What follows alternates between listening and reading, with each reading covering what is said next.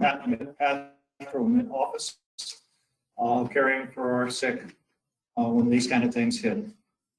We had 56 positive cases within the congregation, or I should say in 4 of those were visitors, so 52. Only 8 went to the ER. 6 were hospitalized for a short time. We have 1 still in ICU, and that's Bill. He has complications beforehand. They will be making a decision tomorrow whether to keep him. This thing's coming in, whether to keep him on the ventilator or not. So keep them in your prayers. It's not an easy. I've been in contact with him a couple times, and hopefully this evening I'll be talking to him first. But that's what it is. I mean, we can't change it. We can only ask the Lord to intervene if it be His will, or to get that peace. So family members who tested positive were only 1. We had asymptomatic 5, but as far as taking the health, they were positive because 8 that went to the emergency. they were in the same household, and they probably were asymptomatic.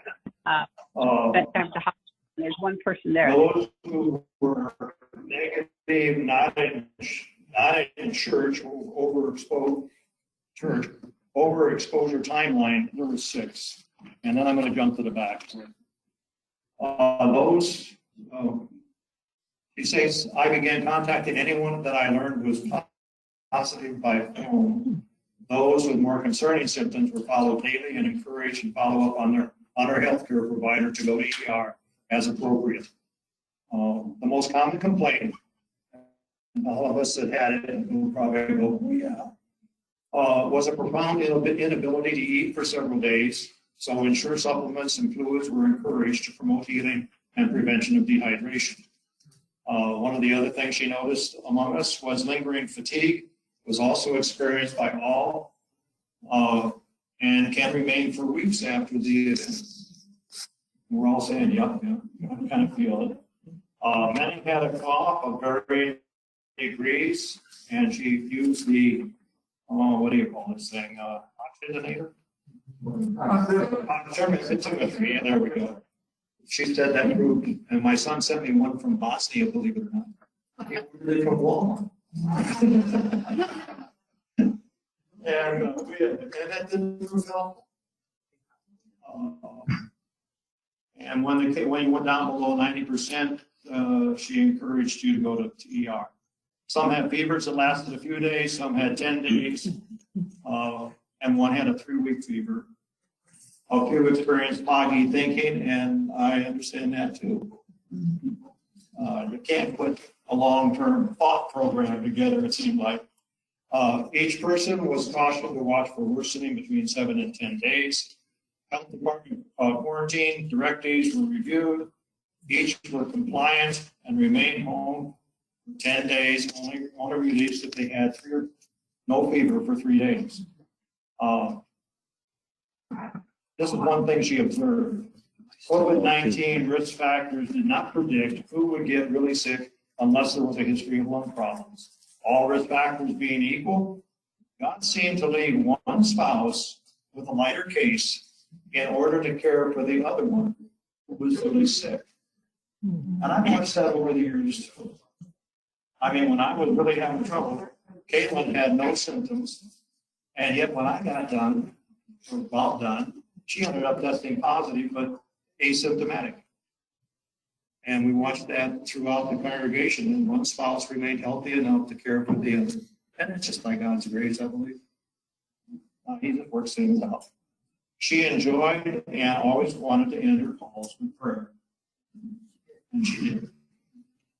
She got better as time went on, by the way. She became more engaged and more of a relationship with everybody that she was calling. And that's what prayer is when you have that relationship, you're able to speak to the needs of that person and bring it before the Father. And one of the things that astounded her was most recovered, although some were very sick, without medication or medical support. And she stayed with you until you seemed like you were over it. And last night when she called me, she only had 2 on the list. And then she said, I'm going to take them off tomorrow. So the Lord has blessed us, and we came through this relatively unscathed.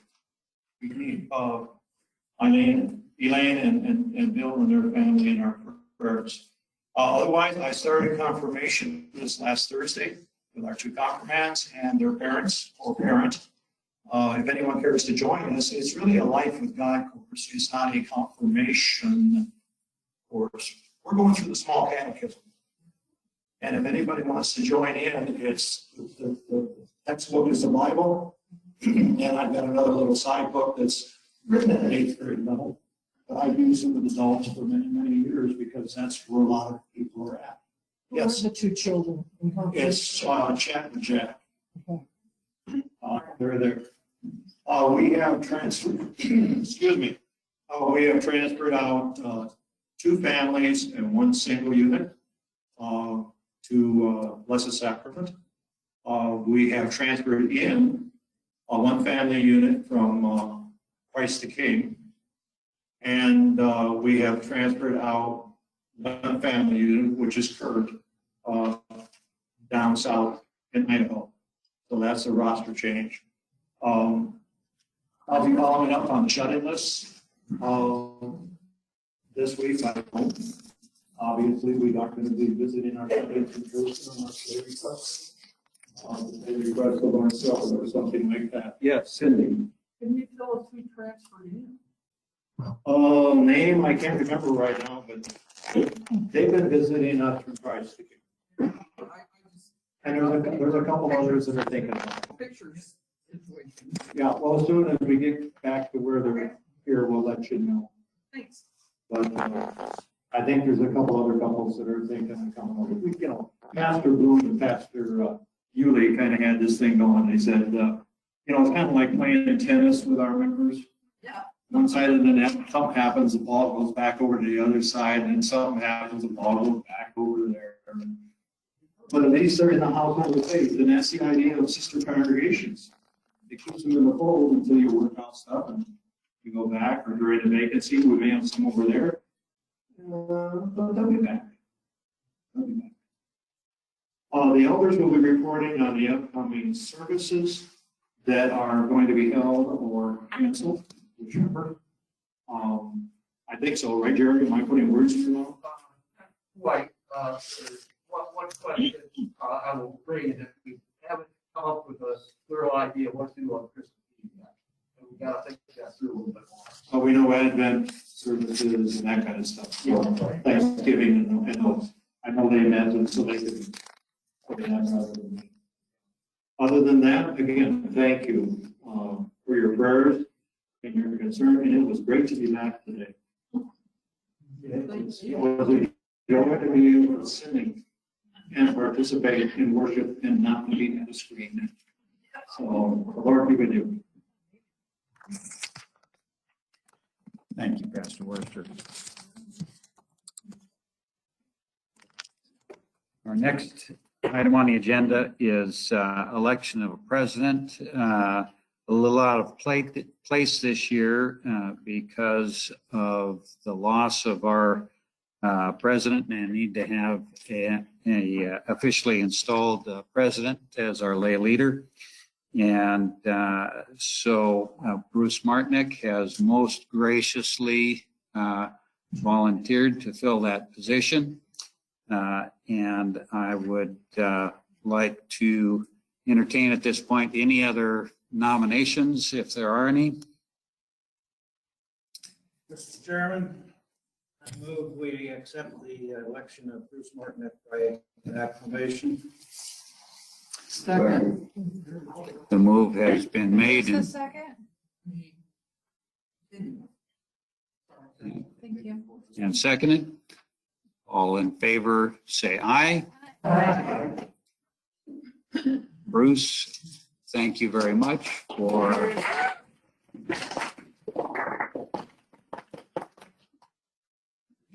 this point, my brief stint as president comes to an end. Thank you, Stu. Thank you, Stu.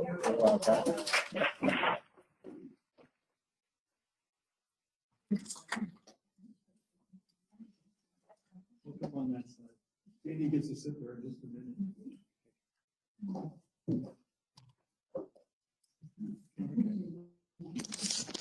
You can just keep, whoopsie.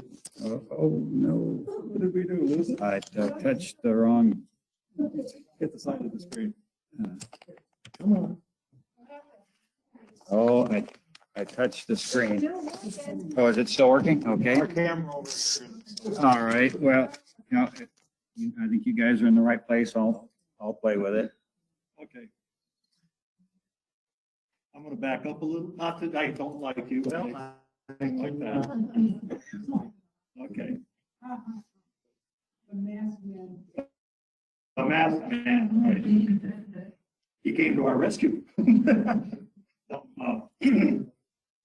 Bruce, the Lord has raised you up by touching your heart by the power of His Holy Spirit to step forward and lead this congregation through a time coming up that we pray is not long before we have a full-time shepherd. But still, He has brought you forward to be a light as you let Christ live in your life. And I ask you, would you seek the wisdom of our Lord Jesus Christ, not only through prayer and study of His Word, but as He surrounds you with your brothers and sisters in Christ by the power of the Holy Spirit? Will you do that as president of this congregation? If so, yes, with the help of God. Yes, with the help of God. Will you continue to faithfully walk according to the Word of God, which means walking in His grace and forgiveness, and to work with this congregation as Christ has loved you and given His life up for it? If so, answer yes, with the help of God. Yes, with the help of God. Therefore, having received your promise, I now ask the congregation, will you receive the leadership of Bruce as your president, and to seek and to counsel with him, and to dialogue with him as the congregation seeks a direction in this time especially, that under his leadership, God may be glorified and His people edified? If so, answer yes, with the help of God.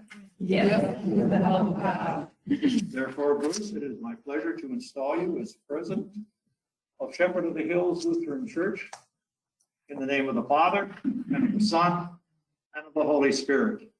May the Lord grant you His wisdom, His grace, and His mercy. In Jesus' name, amen. You may take your position.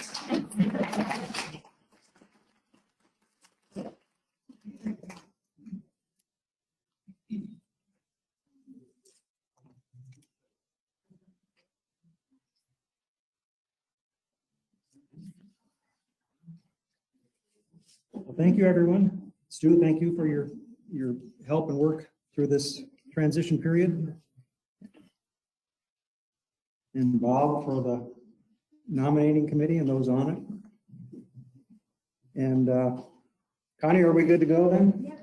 Okay, so then, without further delay, we'll move ahead into the reports, starting with the financial report. Mary? Or I can bring this here. No. I'll take it over. Yep. You just relax. I'll bring it to you. Yeah. Why don't maybe just sit here?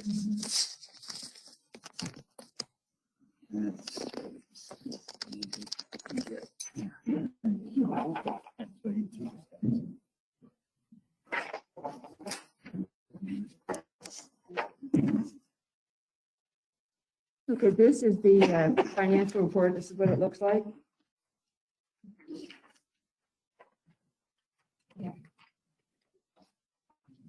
Yeah, I don't have it. I'm going to make this real short and real quick because we've got a lot to cover today. So as you can see on the general fund, collect contributions, supposed to be fund, Anyway, we're about $17,000 behind in our general funds. We've been in the black, in the red, in the black, in the red, back and forth. But so we're, as of the end of October, we're $17,147 in the black, in the red, in the red. Any questions? No? Okay.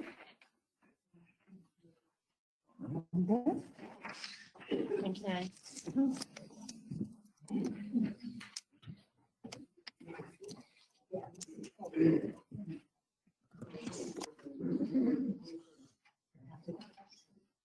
Yeah, we're okay. Yeah, you're good. Now, do we need to accept that as is or go on to Roger?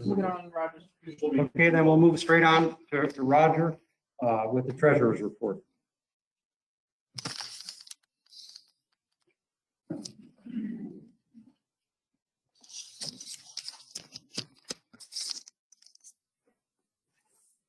Okay, Mary's report deals with the offerings that we've received relative to the budgeted amount that we thought we would receive. Mine has to do with expenses. If you look at the income and expense report, it's 2 pages stapled together. Flip it open and look at those 2 funny numbers that are kind of by themselves at the bottom. For October month to date, which would be the end of the month, we took in $671.69 more than we spent in bills for the month. We had exactly the opposite situation in September. We were 700-ish shy. And that's with a greatly reduced expense profile because we're not paying a pastor on salary. The number off to the right is the year-to-date column, so 32,062.67 in the black. So our expenses were 32,000-ish less than our revenues. However, that is skewed by the PPP funds that we took from the Small Business Administration, $22,400 and some cents. We have applied for forgiveness for that loan. We complied with every provision of the law for that. It should be fully forgiven, but there's no guarantee that it will be. That application has been in for more than 2 months. The bank is very slow working on it. Every 3 weeks or so, they ask for another piece of paper, and I send it to them. It's conceivable we'd have to pay that back, which would reduce that 32,000 down to 12,000. I don't anticipate that will happen, but we could. If you pick up the other packet, which is multiple pages, on the front it says balance sheet by account, and on the back it says dedicated accounts. The interesting numbers there are the checking account balances of the end of October, 67,500-ish. And then the reserve, which is all at LCEF, totals 100,637. You guys following along okay? I'm on the balance sheet. Front page. I'm trying to keep up. Sorry, if I'm going too fast, just yell at me. So the checking account presently has about 67,000 in it. The reserve account, a little over 100,000 in it. The reserve is split. We have a money market account there, and there's 49,000 in it. And then we have 2 CDs. In the CDs, we're getting the 2.25% interest. They mature in February. There's really nowhere to go with that money after that. The LCF is not offering really anything in terms of interest. The money market account has been 1% for as long as I've been treasurer until COVID hit, and now it's about 1/3%. Those 2 CDs, when they mature, we have to find something to do with that money, and they're not offering anything in terms of interest rate, not even 1%, locked up for 2 years. So we'll have to make a decision in February what we're going to do. I don't think at this time it's a good idea to lock up any money in a CD. We are barely bringing in revenue sufficient to meet our present bills. And if we install a pastor, we're going to roughly just about double our expense profile. I think we should probably keep the liquid cash on hand. That would be my suggestion. But when we get to the budget, you guys are going to be saying what you want to do. On the back of that, just flip that package over, are the dedicated funds. So the column all the way to the right will show you the current balance of each dedicated fund. And then the number at the bottom is 25,068. That's the total amount in all the dedicated funds.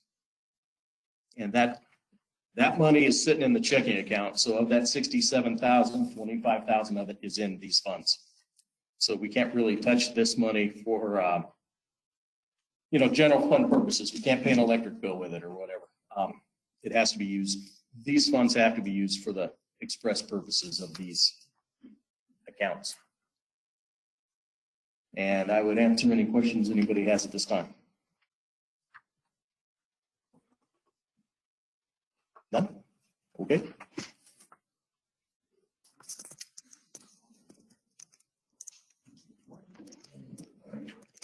Oh, sorry. Okay, then we'll move on to the next item on the agenda, new business and, oh, I'm sorry. Thank you. Thank you. So, any questions or discussion on the reports? If not, do we have a motion to approve? I move to accept the reports. Okay, motion by Paula, and did I see a second? Dwayne? All in favor? Aye. Opposed? Motion carried. Thank you. And now we'll move to new business, starting with Bob Jones and election of officers. Okay.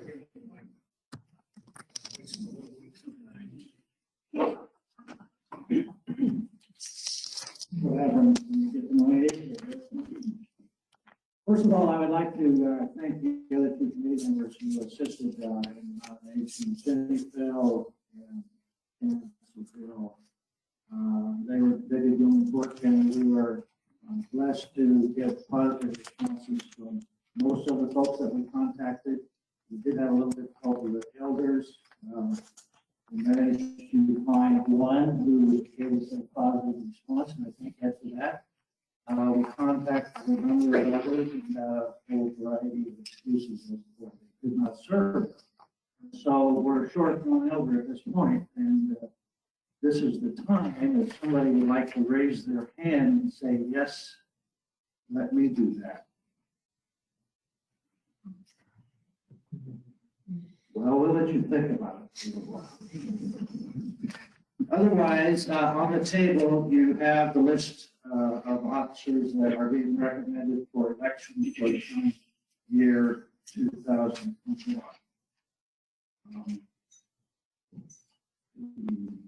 Jenny, you have any comments? No. Okay. Can you move closer? People online can't hear you. Can't hear? I'll talk louder. I'll just have to move this over here. I don't see anybody. Are you sure there's anybody there? Okay. All right, well, I recommend that we elect the slate of officers as presented.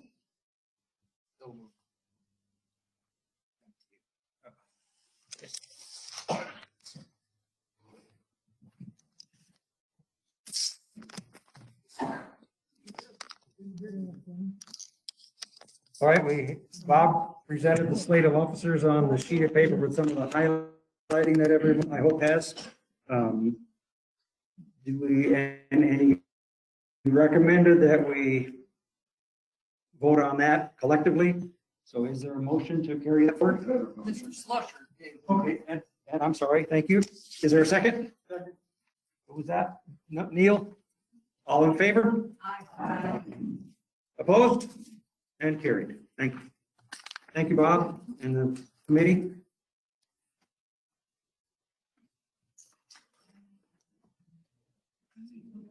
Other new business, excuse me, other new business. On to the budget, Roger.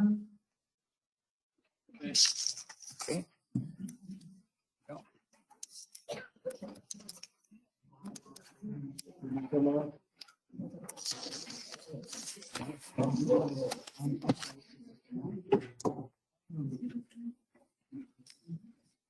Okay, I don't know if the home gamers have this in front of them, but the budget should be on every table. It's in black and white. Does everybody have it? Looks like that. Well, there's. I'm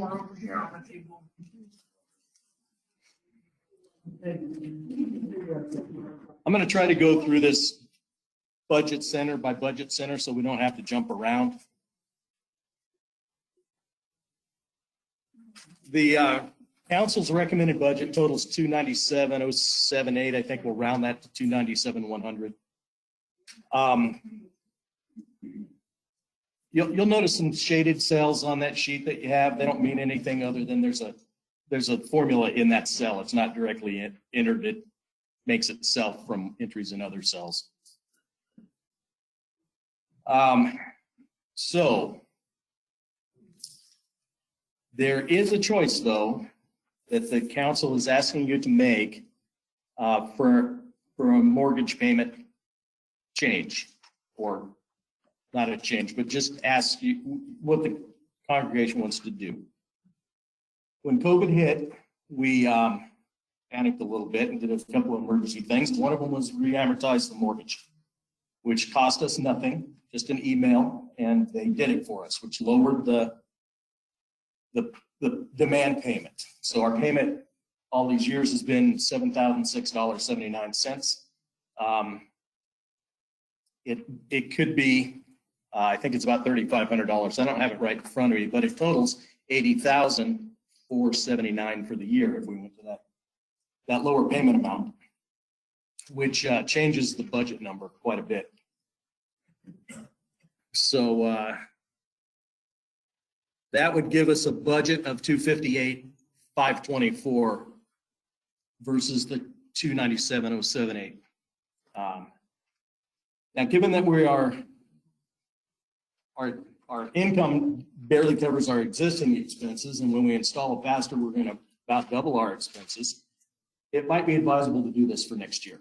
But every month we receive some money into the building fund, which is additional principal on the mortgage, which signaled to the council that there's a interest on the part of the congregation to pay this thing off. So we did not take advantage of that lower payment. We did it for 1 month, and then the very next month, the revenues came back up. This is back in March when the COVID hit. In April, our revenues came back up. We made our full payment at the end of April and paid the amount that we shorted the previous month's payment. So we were back on the same trajectory.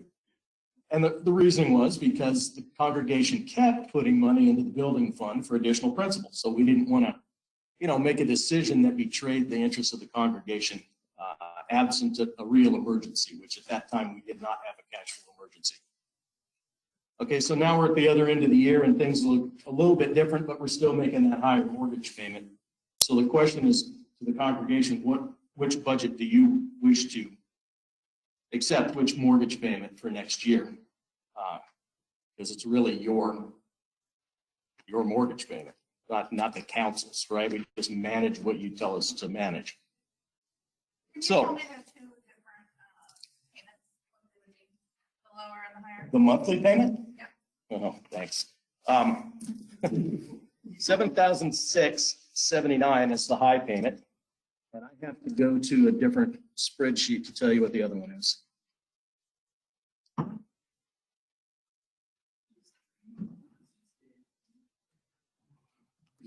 Roger, Yes.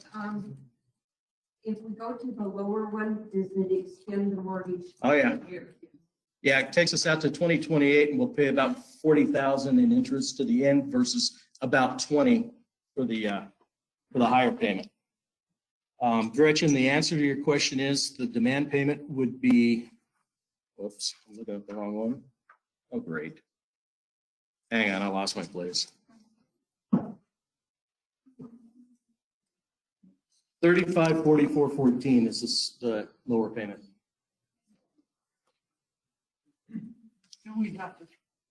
Sorry. During our discussion on this during council, we noted that we don't have to go to the lower payment forever. We were just wondering if, for this next year, if we want to give ourselves more options. Right. So even though it would extend, we could change our plans after we're more taken with it. So. Yeah, we're considering the 2021 budget, not the budget forever. Hang on, Cindy had a. That was basically my question. Are we tied into this if we decide to lower our mortgage payment for a little while? No, they've demanded, their demand payment every month is now that lower amount. And then we pay the 7,006 anyway, and it's just additional principal. Oh, okay. Bob. Then we're covered. Based on what you just said, and what I think I heard you say earlier, that you had paid the lower payment and then following month back to a higher payment. Would it be a problem if we adopted higher payment so we stay consistent with that? With the caveat that we allow the council to make a decision on a monthly basis in the event that revenue isn't sufficient to cover it, that you can make a lower payment. If that's what the congregation wants to do, to give the council the discretion which payment to make. Yes, if that's what the congregation wishes to do, the book voters.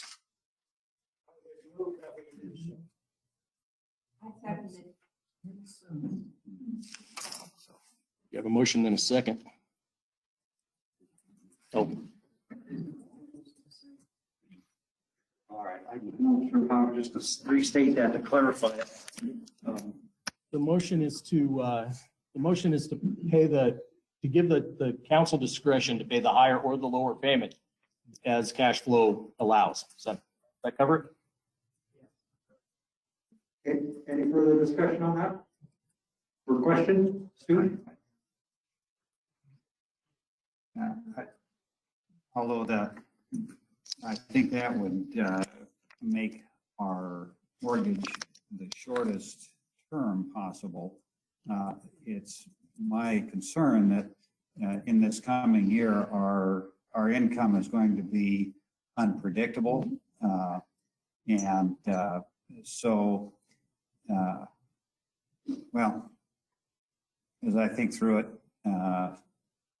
that my concern is that we'll have an unpredictable income and we may choose to make a full mortgage payment and then find out later that our income has dropped significantly. I think during this period of time, it's going to be hard to predict the future. So that would be my only concern about just not using the lower payment until we're sure that our finances are on a secure footing again.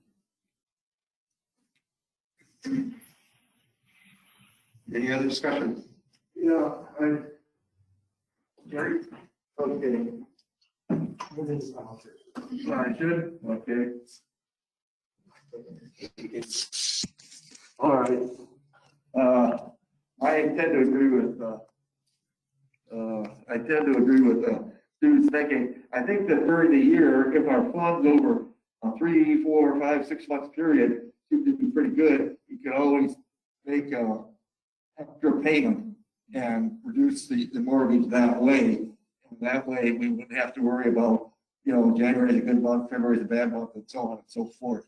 So I kind of. The council has done that. Last year, we voted to throw some additional funds at the mortgage. So council has that option, and I think that is sufficient to accomplish what the motion would accomplish, but without the danger of having a high month, low month, and so on. So I'm against the motion, basically.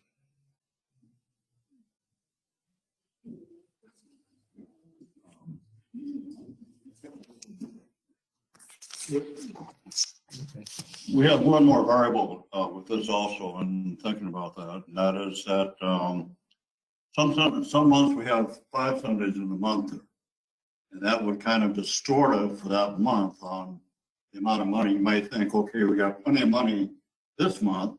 Next one's a 4-month, and it's going to throw you off on your figures. So I would tend to go along with the lower one and then see where we stand.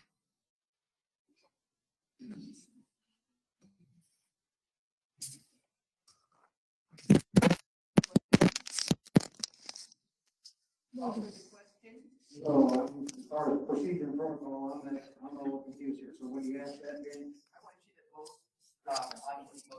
Okay. Okay, so. You have to take a vote on whether we're going to stop having discussion, and then you have to vote on the motion. Okay, so the question is, do we cease discussion and vote on that motion presented by Todd Jones? Anyone opposed? All right, then, Now you have to vote on the motion. so now the motion table on the table stands as Bob presented it.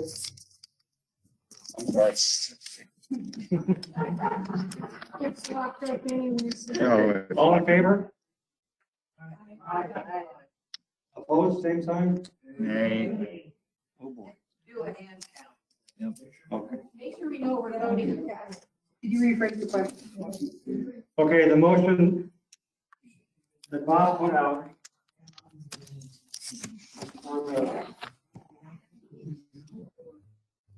Bob, you want to restate that? Yeah, Bob. I can do it. Okay, the motion is to adopt the budget with not that higher amount for mortgage payment, with the caveat that council has the latitude to make a decision on a monthly basis to make the lower payment if that need exists.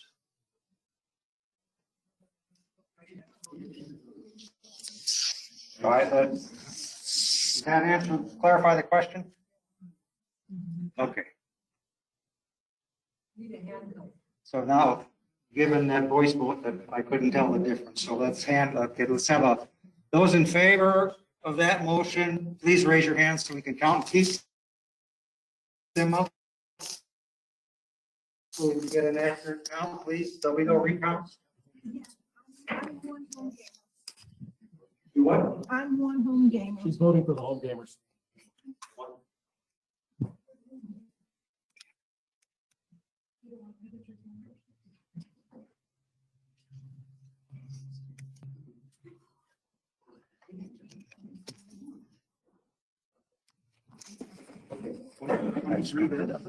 Okay, 23. Is it closed?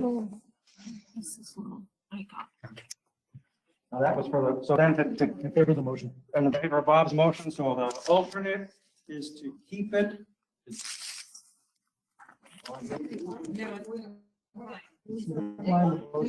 voting on the motion. Decline it. All right. Those who oppose the vote. This is me. I'm opposed.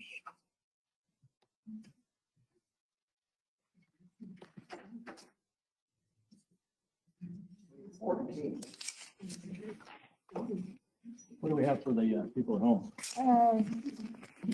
Just that one, nobody else is voting. Okay, so Bob's motion carries. So that motion carried. Counting those present and one online participant. Okay. Okay.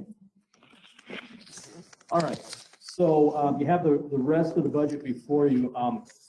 I'd like to go budget center by budget center and answer any questions anybody has. I have the capability to, if you want to know what has been spent on a particular budget line, I can put it on that TV. I can throw the ledger for that on the screen and you can come look at it if you'd like. So are there any questions in the Board of Elders budget section? I have a question about the top. Okay, back up. We're going to look at the income section. For income, the decreases in Sunday school, preschool, and interest in between those. The decrease in interest has to do with the decrease in the interest rate that we can get on anything.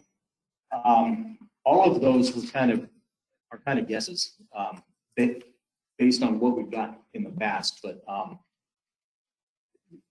that's basically what we think we're going to get in the future. But, income is very much, we don't really know. In regards to preschool, I know we've made some exceptions because of COVID this last year. Do we still hold the contract for $400 a month from the preschool? We do. Okay. Any other questions on income? Okay. On to the Board of Elders budget. This budget is really wide open because we don't really know what it's going to cost us to put a pastor on payroll. These are kind of guesses. So the pastor's salary, that's a carry forward from last year, what we were paying Pastor Bloom. Housing, 25,000 came out of what Jerry offered Pastor Mencken, not Jerry, but what Jerry calculated for our offer to Pastor Mencken. Now, pastor's salary and his housing allowance are really his cash compensation. We don't pay him the way that it looks in the budget. We make an offer of, say, 75,000 or whatever it is, and 25,000 of that becomes housing allowance. That has to do with his income tax. He does pay income tax on the portion that is declared housing allowance. Only self-employment tax. Correct. You pay self-employment tax on it. Now, if you roll down to 160108, it says retirement offset /SS 7.65%. We were paying Pastor Bloom an amount there every quarter equal to the amount of Social Security tax and Medicare tax for both the employer's half and the employee's half. I don't know why we were doing that, but we were doing that. So you'll see a cut of 50% because in the offer that we made Pastor Mencken, we didn't offer both halves. We offered just the employer half there. And then all of the benefits amounts were decided in a meeting the council had in August. And that last one down there, the account number is TBD because I haven't set it up yet. Flex Health, self-administered, that is $1,000 that we decided to offer that, our employee, our pastor would be our employee in this case, could use for any dental, vision, health issue that he wanted to present to the treasurer for reimbursement. And we declined to offer vision and dental benefits because the premiums were $1,000 for a family and the benefits were pretty low. So rather than taking the insurance, we thought it'd be best to just offer the cash and let the pastor figure out what he wants to do for that kind of stuff.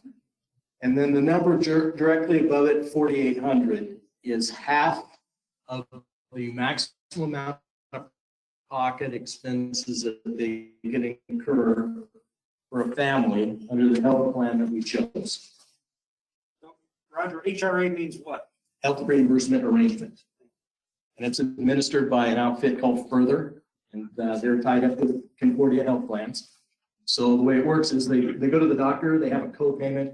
I don't remember exactly what it is under our contract, but say it was $30.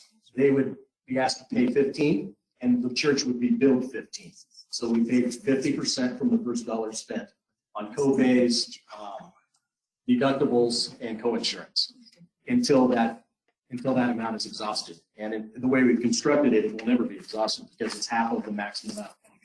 So we buy back. We took the health plan as a low premium and a high deductible and covered the deductible halfway. We bought it back.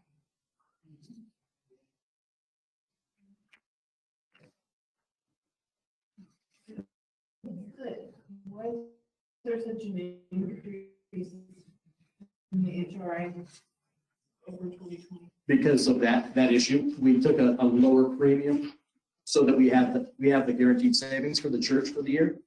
But that puts the pastor in a position where they could have higher co-pays and, well, not the co-pays the same across all the plans, but deductibles and co-insurance is higher.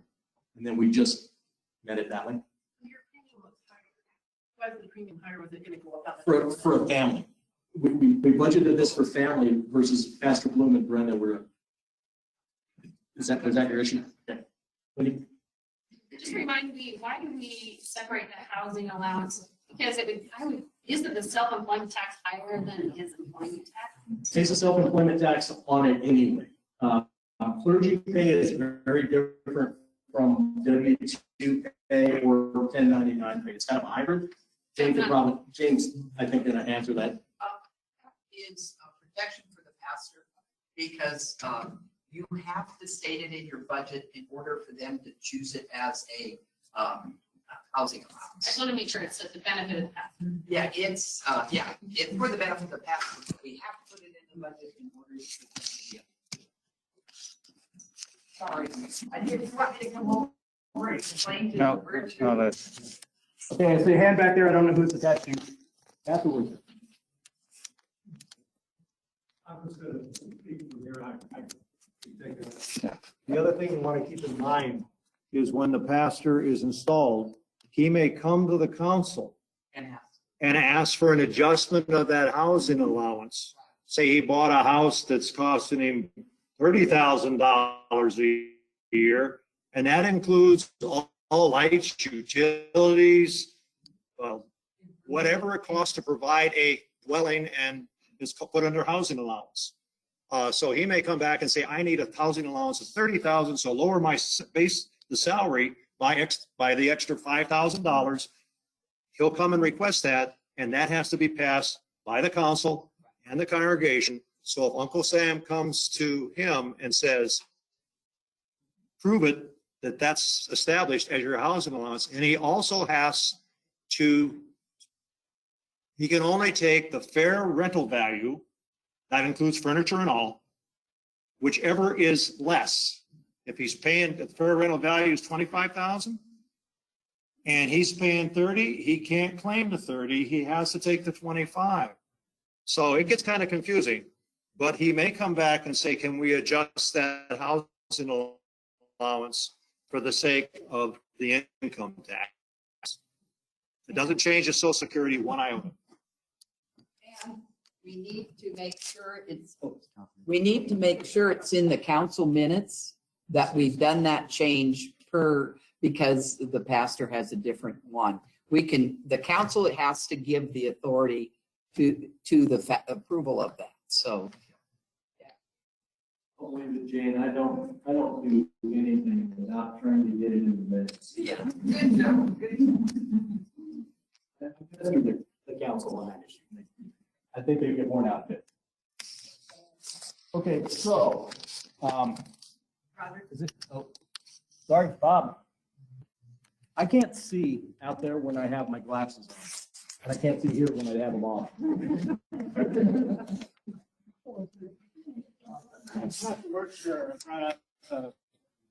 Well, the point that is, on behalf of the call committee, one of the things that we struggle with is the financial package when we're trying to prepare the call that goes out to whoever the pastor is that's being called. My question refers to this new item that you have called Flex Health. I understand what you said. My question is, if the pastor said, I want to use that whole $1,000 to pay premiums for my own dental health insurance, is that allowable? Yes. Okay. That's how we discussed it in council. Now, other than the health benefits that are they're kind of what they are because we agreed on this as a council, we chose a plan that Concordia offered us. That pastor's salary number, the housing, all of that stuff is going to change when we make an offer to a pastor. So these numbers that are here, they're just there as a placeholder, really, because we had to put something in there to formulate a budget. Does anybody else have any other questions on the elders budget? Can I ask a question about the insurance? Yes. Do we have to go with Concordia Health I mean, I don't know that we have to go with Concordia Health. It is the path of least resistance. It's, you know, they push their information to us and, you know, we choose from what they're offering. That's typically what we do. okay. And I don't know Obamacare. I know what the premiums are on the exchange. And Concordia premiums are competitive with that. I mean, really, you could just dump them out there and make them buy insurance on the exchange, but they're not going to get a better deal. The Concordia plans are pretty decent. Bob? I have one final question on behalf of the call committee, and that is, what you just said is that these numbers may change, or they, you know, something could alter the way that spins out when we actually make a call and settle with the pastor. As we're working through that, I'd like to have at least an understanding that the total package of all the amount of money included that would go to the pastor is a ceiling that we as a call committee have the ability to work with, and that we have some latitude then within to alter those numbers as you suggested. Yeah, I don't have Understand what I'm saying? Yeah, I do, but I don't have the authority to make any changes, but the congregation does. Bruce. Wendy? So if the call committee, whoever the pastor ends up being, or the offer that goes out, if that amount is more than what's budgeted, then we may have to have an emergency voters meeting. Is that correct? No. To fix our budget? I don't think so. I don't think, If it exceeds our budget? because we're going to vote as a congregation on the offer that we make. And that, in that case, I believe that is the congregation. So that's a voters meeting. That's a voters meeting. All right, just want to make sure. I believe that's how it works, Bob. That's basically true. I just would like to have everyone to understand that as we're obligated to work through that process with what our pastor is working with, we need to have a little bit of latitude. If he, you know, if we present the package to him as it's currently in the budget and he says, I think it's more in the budget, and this particular part of the budget has an estimate, and then the actual numbers that the congregation approves are the things that go out in that offer. I know Jerry did a ton of work trying to figure out what the appropriate offer was. And, you know, he's got a whole bunch of formulas. He's a math whiz, right? one of the things that we found in the first round was that if you don't have a little bit of latitude to have some discussion with that individual, your hands are tied. Yeah. And that can have a negative impact. And so I'm just trying to get around to the point when they come in out here. Yeah. That the fact that we need some latitude as we're working through that process. Sorry, Stu, you're getting. Yeah, that's fine. So I think the point that needs to be made is when we had the call meeting, which is a voters meeting, we didn't vote on the package for the pastor. So that does not count as a voters meeting in the event we need more money than what this voting committee approved. So if we need more than what this voters meeting approves, then I think at that, before we can make that offer, we would have to have an emergency voters meeting. Why couldn't we do it at the call meeting? Yeah, probably could. So I mean, the call committee, Jerry's the head elder and that was, you know, when you guys crank out an offer, what you think is appropriate, you could present it to the congregation at that time. We are making this call with this compensation package, and the voters approve it. And then it come back, then we will have that. Or we could, I mean, I guess the congregation could vote to give you a little bit of, you know, wiggle room. And that's what I'm suggesting. If you add up the salary housing allowance and the insurance costs and the associated holdings and so on and so forth. That's a total package. And that's well over 100 grand, I think. Okay, so if, all I'm suggesting is that if we can have at least a general understanding that that's the ceiling amount, but that we've got some ability to work within. This budget amount is more because the housing allowance portion of it is higher than what we were paying Pastor Bloom, who had been here for a long time, right? So I would assume that whoever we call would probably get a lower compensation package than Pastor Bloom. I don't know that that's a fact, but I kind of assume that. Yeah, exactly, Bob. There's no way to tell. All of these numbers are just a guess. So to say, as Bob pointed out, to say that that's a ceiling is a soft, that's got to be a soft statement that it may not, likely won't be over that, but it may, depending on to whom the offer goes. Okay. Pastor. The call committee last time had a very good idea of what it was going to cost, to call either man. And actually, we kind of sidestepped one issue at the last call meeting. After Pastor Mencken would have been called, the pay package then should be presented, and the congregation votes on that pay package. And then, but we don't do it prior, because we don't want the call to be based on dollars and cents. It's based on which man we feel belongs here, but we can have in the wings the salary package or the package ready to present, and then it's done and your budget's taken care of. And I would say, Bob, that the congregation could give a 10% wiggle room for negotiations if necessary, as long as it doesn't, get out of hand. But that's what that is normally after the decision of the man is made, then the salary is ratified, because we send it out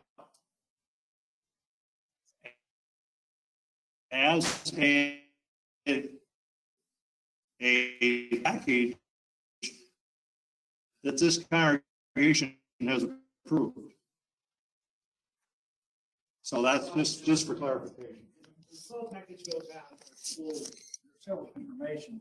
One page of that is the compensation package. And that's what we work out, with the help of the elders, we worked to put that together and what we thought we could do, depending on who the individual was and what their family situation is and what their needs are and so on and so forth. We had one other piece of that I think I ought to bring up, because we're going to be headed right back into it pretty soon. That is that originally there was an authorization for $20,000 to be utilized for moving expenses or for travel costs or such kind of things. It's called master. Part of one of the line items in that one-page financial package talks about a grant. Well, sometimes you run into somebody who, for example, has a big student loan, and it would be most helpful to them to pay off $10,000 on their student loan or something.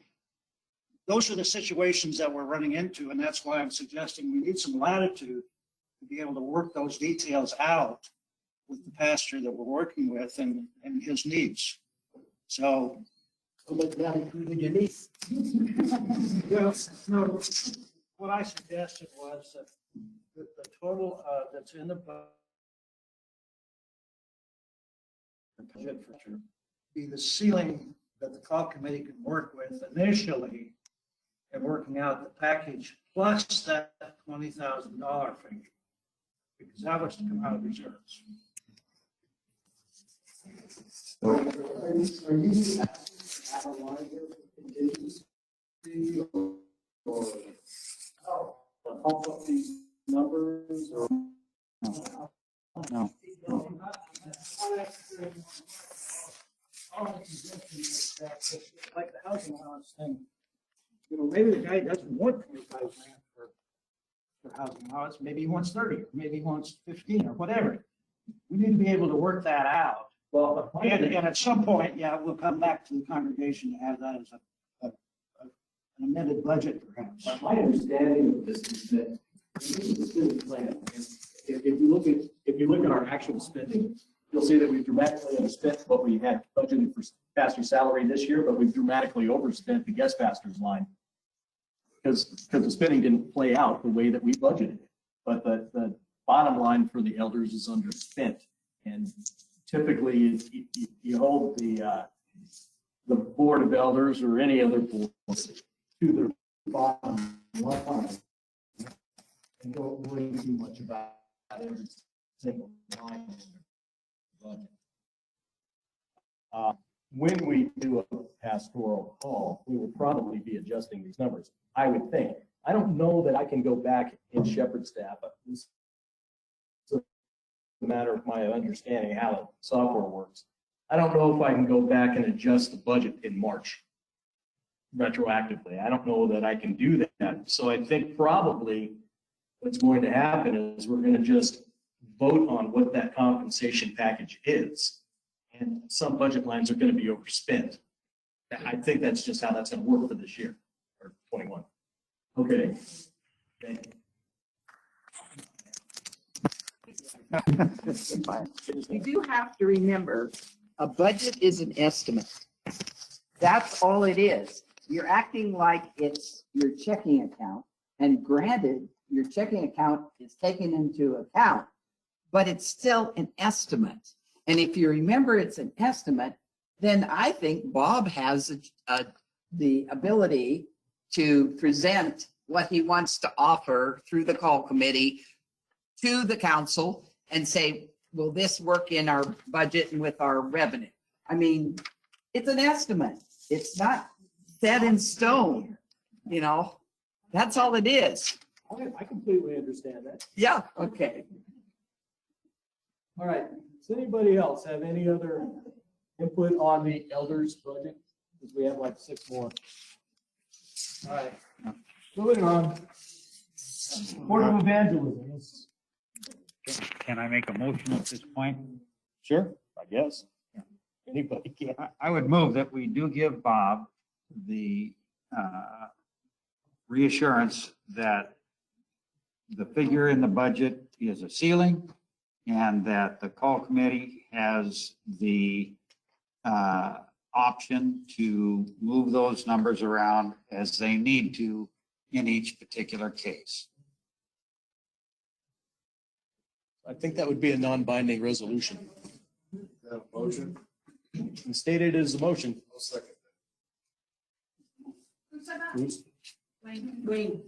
Okay, we have a motion that Bob's suggestion about the budget and latitude, figure here, the 134 and change, is a rough ceiling, allowing them to move forward and negotiate as is appropriate at the time. We have a second on that motion. Discussion. I'm sorry, discussion? Okay. Stu made the motion. Dwayne seconded. All in favor? Aye. Anyone opposed? Carried.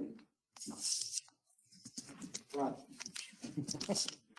Okay, Board of Evangelism's budget, $3,600 broken into, what if you've got 5 different lines. Does anybody have any questions, comments, concerns about that particular budget?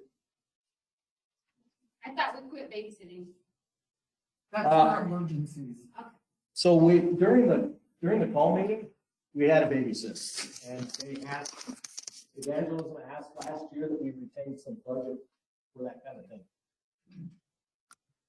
I don't see Evangelism's chair here. No, I'm representing. Okay, so do you want to speak to any of that? I didn't, I think this is the same as last year. It is. Yeah, I think so. Okay. We did it initially, Roger, for people. I turned it off and turned it back on. Special meetings Yeah. for church where we needed babysitters, et cetera. So we need a little bit. So we needed a little bit of money. Okay, moving on to the next board, which is stewardship. There are some changes in stewardship's budget. The secretary's salary, the council is recommending a raise in salary from $14 an hour to $14.70 an hour. The budget is, she was on that pay rate for 3 years. She hasn't had a raise in 3 years. The budgeted amount there is based on 560 hours for the year. And then the FICA Medicare is the calculation based on what we have for her salary budget. And then since we did not have a stewardship chair present, the council in mass did this budget estimate. So it's up a little bit, 1.48%. Does anybody have any questions, comments, or concerns about the stewardship budget? Okay, moving on. Board of Trustees, their all-in budget request is down 2.8% from the prior year. Looks like the bulk of that is in utilities, and they've been saving quite a bit of money on utilities for a few years. The budget's actually been quite high for that purpose. Any questions, comments, or concerns about the trustees' budget? Okay, fellowship. Same as last year, $1,000. Everybody good with that? Social ministries. Also same as last year, $2,100. We good? Okay. Education, down a bit. Paula took a cut in the Sunday school budget, down 200, and in the VBS budget, down 640. The Board of Education also has a VBS dedicated fund to draw from. Everybody okay with that? And then youth services, 4250. That's up a skosh. Mostly in that they asked to have the higher things budget back, which we didn't have a higher things budget last year. And she took a little cut in the Shy General Fund and in the Luther Haven. In order to compensate for that, she's up 250 in a request. Anybody have an issue with that, Jane? I move that we accept the budget as we discussed. Oh, not much. In total? Yeah, we're at the end. Yeah. So, Mr. President? I second that motion. Okay, we have a motion to accept the budget as presented, and a second, any additional discussion? Seeing none? Oh. This budget has the mortgage higher value. Higher value, and I believe the motion was to give it down.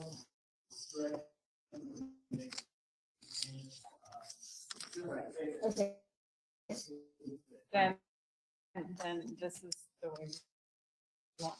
So, yeah. The motion would be for the budget at the higher payment, mortgage payment. The budget with the higher mortgage payment value. Okay, motion second, discussion, clarification, anything, any other discussion? All in favor of the budget as presented? Aye. Opposed, same sign? Carried.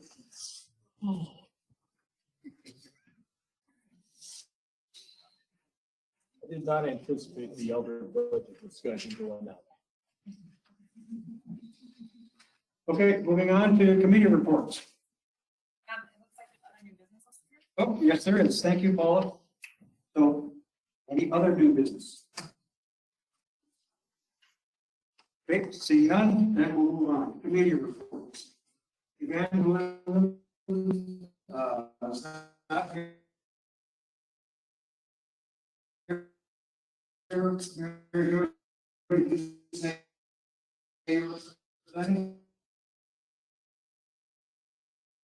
Yeah, Julie just wanted me to report that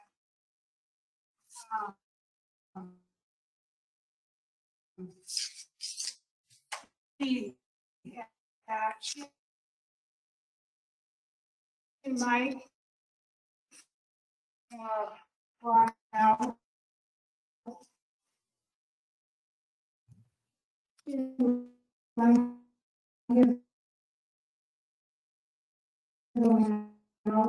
and visiting with three new member families in Brother Baskets. And I believe they were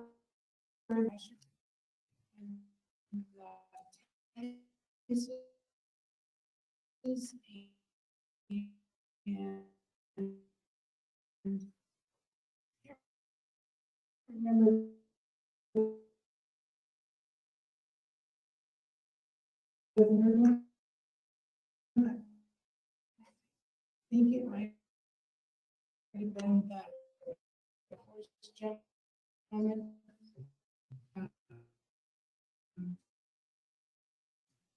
He had read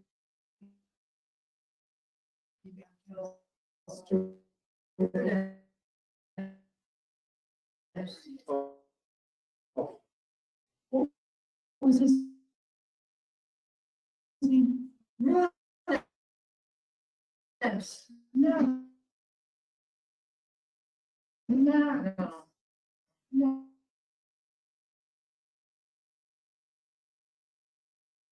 Not. Okay.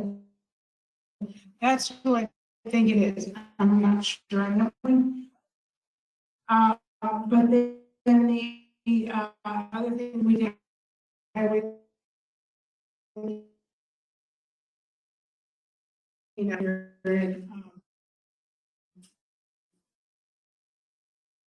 October and that's all I have to report.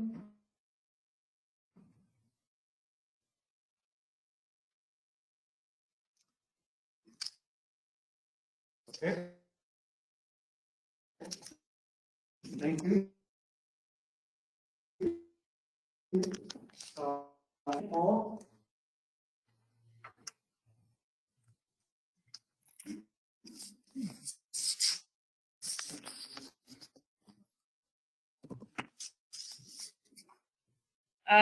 In a position that I have a great teacher and music staff to support me in educating our children, and I just thank all teachers for their participation.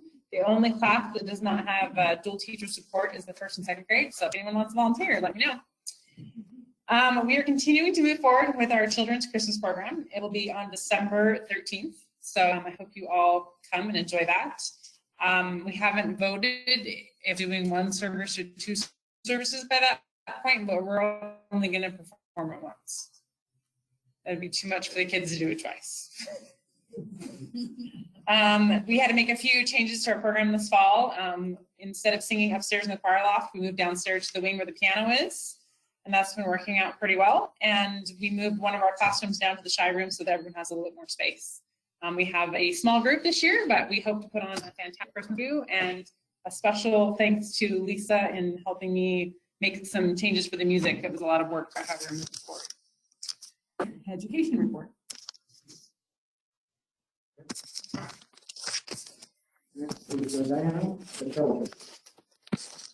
Well, I really don't have a report because we didn't have any things to go on the kitchen this year except for past dinner. So let's just hope next year that we can do some gathering and have some food. Thank you, Diane. Social ministries, I don't see Jane here. Does she have a designated in attendance today? Anyone know about that? If not, we'll go to you with Jenny. I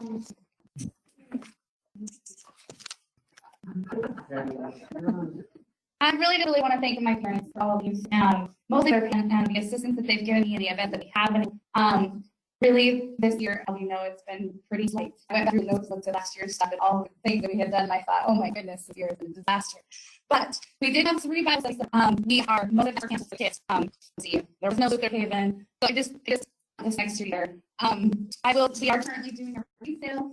Our resale got canceled because this cancellation of church the last few weeks. We had all of our sales turned in that first week in November in order to get the wreaths here in time, and we just didn't have enough to know or have any idea what we were going to need or do. So we're just doing the calendars. The calendars are on sale right now for $10 a piece, and I think that is it. Going forward this year, as Roger kind of implied in my budget, we do have kids who are interested in going higher things. It is in Colorado this year, and I'd like to support any of those kids that can do that, to be able to do that. So thank you, everyone, for approving that budget so that we had assistance. And then, of course, for those that haven't been confirmed yet, to be able to go to Lutheran if they choose to go. And that's my report. Trustees, it's next. I'll go ahead and do that. The major project for trustees this year was a landscape project. We cleaned up the beds and put new mulch in. We had a very successful fall cleanup with lots of great participation and accomplished a lot of good work. We're now transitioning to winter maintenance. Keith Magnus will be once again providing our heavy snow removal using the heavy equipment donated by his employer, Jack Worley. That's just a wonderful service. It saves us lots of money every year. So I'd like to thank Keith for that and Jack. Our biggest current project is making sure that the church is safe for reopening. We've done several things, including filters for the furnace in the sanctuary. We are fogging between services with antiviral. We're switching the pews that open to give the criminals a chance to go unused for a week before they're reused. And masks and sanitizers are provided at both entrances. So if the congregation has any other suggestions or concerns about keeping our facility safe in this pandemic era, I'd love to hear them. And that's what the trustees have been. Thanks. Thank you, Stu. Yeah. Okay. Board of Elders. First thing I'm going to read from the report, kind of a historic thing that is there. I guess I can take the mask off for this. That is there just make sure the record at some point. So then I want to stuff. Okay. And before I proceed, I just want to say we'll miss Bruce and Board of Elders, but I thank you for taking this job for us that you have. Okay. Earlier this year, two of our elders, Dave Sousa and Nathan McPherson, decided to leave the congregation and Board of Elders. Doug Lee has replaced David, and Keith Pete has replaced Nathan. For 5 months, May through September, we managed to hold worship service with no known transfers of virus. We started out with 2 services, 8:30 and 10:15. In July, we tried going 1 service, but found social distancing difficult. Some people who came to early service didn't feel safe with 1 service. So in August, we went back to 2 services. In September, we changed the time of the second service to 11 o'clock to allow time for study school between services. After the sudden spread of COVID in early October, we canceled service for 3 weeks. We reopened November 1, 2020. For the foreseeable future, 2 services will continue. I will note that the congregation gave Pastor Bloom a retirement party on 30 August 2020. We recently met on October 29, 2020. All elders attended, all wore masks.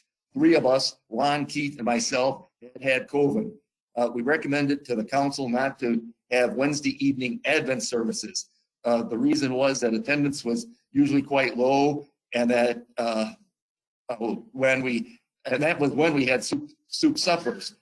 With COVID present, soup suppers seemed impossible. We thought that attendance would be low, and note that it still would cost us money to have a guest pastor. We are planning to have our usual Thanksgiving Eve communion service. We decided that the elders serving the bread would either wear gloves or use a small utensil to avoid touching bare hand to bare hand. Doug, who had used gloves in his past work, noted that it was important that they fit properly to be able to pick up a wafer. Just practical stuff. We discussed other matters of church music and what to do about Christmas Eve service, but this still needs to be thought through. I wrote an article for the October newsletter, and will try to do so each month during the pastoral vacancy. I also wrote an email message giving 4 Lutheran web pages that provide devotional and instructional material. And that went out Friday with the Secretary of Senate, but I'm the guy that wrote it. I would enjoy hearing comments from anybody who tried the web pages and, whether it was worthwhile or not.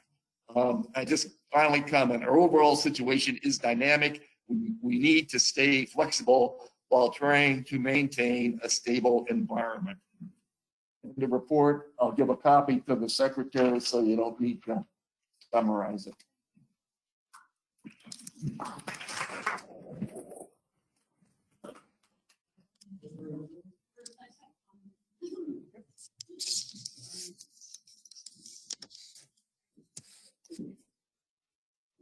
So I attended service in South Dakota last week, and the way they dispersed their wafers was they bought those disposable little cups, and they put a wafer in each one, and they provided a tray with them, and the member took their own little cup and took their own wafer, and then disposed of that cup at the same time that we disposed of the wine. So just another option for your elders to consider.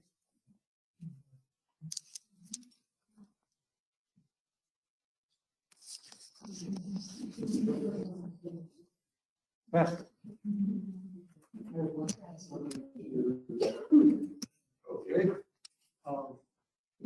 For those who would like to have an Advent devotional, Christ the King is going to be taping their Advent, all their Advent services early, and I believe the service is at 6:30.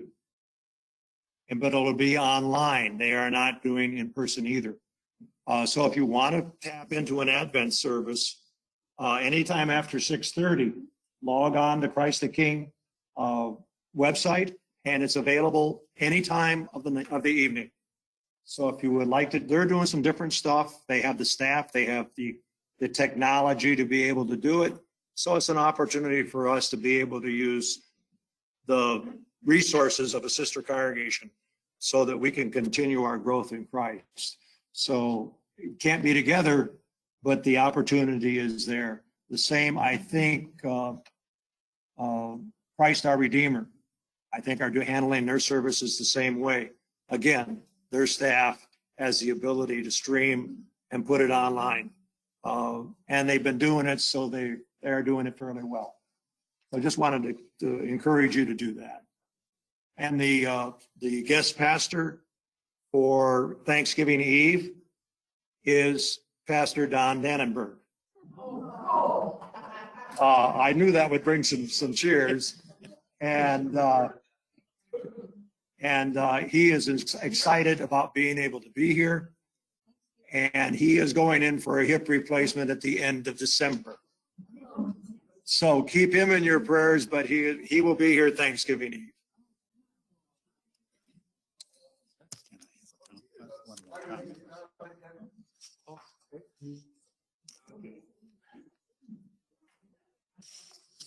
I just say that email that went out, one of the web pages on there is our radio station KFUO, material all day of use, all during the daylight hours. All you got to do is have a computer. I suppose a smartphone will do it too. I don't know about that. And you can get that information. They have program listings. Many of the programs have archives. So, there's more material than you could possibly use there. But I just want to emphasize that. Okay. Just 2 more comments about what we've done to minimize spread of virus. One is that we're not running the air conditioning or heating during service. We warm it up a little bit over before the service. It's shut off during the service and then rewarmed or recooled in between services. And the second thing is that the balcony is restricted to the organist, so we don't have people sitting out there where the heat and airflow tends to carry virus by air current.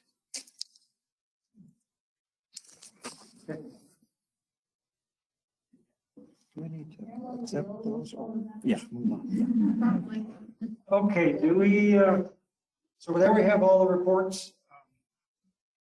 Do we have a motion to accept all those as given? So moved. Is there a second? Second, any discussions? Hearing none, all in favor? Aye. Opposed, same sign? And carried. Thank you. And then, okay, moving on then to old business. Call committee, Bob, you spoke of that extensively already, but we'll pass it on to you. Thank you. I apologize for dominating the conversation a bit when we were on budget, but I thought it was important that the congregation understand some of the issues that we deal with at the call committee, so that's a part of the report. And secondly, we appreciate the latitude that you gave us. I want to thank the committee. We've been at this over a year now, and we will continue on until the job is done. I will guarantee you that. My thanks go out to past, present, and future committee members. We've had a couple of members that have dropped away. As you know, Kurt moved away. And we do have a couple of new ones. Jerry, who was partly visiting as a representative of the elders, has joined the committee. And we've also had an indication from Keith Lean that he would like to participate as well. So we still have 6 folks who are participating in that committee work, along with Jenny and Wendy and then Jester. I don't have a whole lot to report other than to say that you're probably aware that we sent a half dozen names to the district president to get information as nominees. I did have a communication with him on Friday, and he indicated that he is working on that this coming week. So we're anticipating that we'll get the return information, the set information, and biographical information and so forth on each one of those candidates fairly soon. As soon as that's in our hands, we will be back on top of it. I had worked out a new schedule a couple of times as to how this all might play out over time. And at one point, we were thinking of a call service about the 13th of December. I don't think that's going to happen now. That's probably a week or 2 off. Our goal was to try to get the work done and to get the call out and to get a response and to have a new pastor sometime in January. It's still our goal, but it may be late January, so we'll see how that goes. I don't know, Jenny or Wendy, if you have anything that you'd like to add. Okay, thank you very much. Just add, patience is a virtue in there.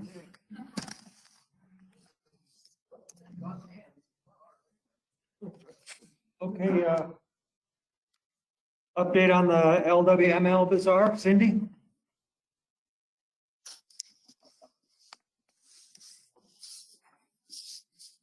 Incredibly, due to COVID problems, we had to cancel our bazaar for this year. We are still accepting donations. There's room in the shed. We may do something in the spring if COVID lets up a little bit on us, but we couldn't figure out